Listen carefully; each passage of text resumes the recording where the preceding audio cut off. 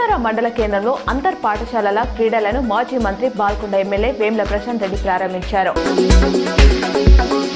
నందిపేట మండల కేంద్రంలోని శ్రీ కేదారేశ్వర ఆశ్రమంలో మంకిరాములు మహారాజ్ సన్యాస దీక్షలో భాగంగా ప్రత్యేక పూజలు కొనసాగుతున్నాయి. రెంజాల్ మండలంలో తెలంగాణ మైనార్టీ పాఠశాలలో ఎడ్యుకేషన్ డే సందర్భంగా పలు సాంస్కృతిక కార్యక్రమాలు నిర్వహించారు.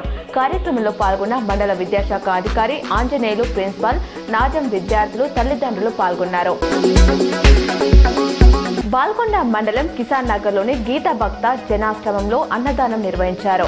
లయన్స్ క్లబ్ జోనల్ చైర్మన్ చాకులింగం ఆశ్రమం భక్తులకు, నిరుపేదలకు అన్నదానం ఏర్పాటు చేశారు. కామారెడ్డి జిల్లా కామారెడ్డి మండలం కాశంపల్లి శివార్లోని జాతీయ రహదారిపై ఉదయం తెల్లవారుజామున పోలీస్ పెట్రోలింగ్ వాహనాన్ని ఓ గుర్తు తెలియని లారీ ఢీకొట్టింది. దీంతో పోలీస్ పెట్రోలింగ్ వాహనంలో ఉన్న సదయ్య అనే కానిస్టేబుల్ కు తీవ్ర గాయాలయ్యాయి. పోలీస్ పెట్రోలింగ్ వాహనాన్ని నడుపుతున్న స్వామిరెడ్డి అనే హోంగార్డ్ కు స్వల్ప గాయాలయ్యాయి. జూబ్లీహిల్స్ ఉప ఎన్నికల్లో కాంగ్రెస్ గెలవబోతుందని TPCC chief MLC Mahesh Goud జోసెన్ చెప్పారు. కాంగ్రెస్ గెలుపు కోసం ప్రచారం చేసిన ప్రజాప్రతినిధులు, నాయకులకు ఆయన ధన్యవాదాలు తెలిపారు.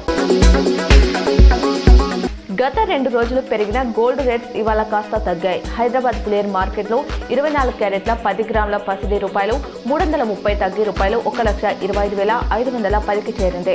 22 క్యారెట్ల 10 గ్రాముల బంగారం రూపాయలు 300 దిగి వచ్చి రూపాయలు 1,15,050గా నమోదైంది. అటు వెండి ధరలు మరోసారి భారీగా పెరిగాయి. కేజీ సిల్వర్ రేట్ రూపాయలు 3,000 పెరిగి రూపాయలు 1,73,000కు చేరింది.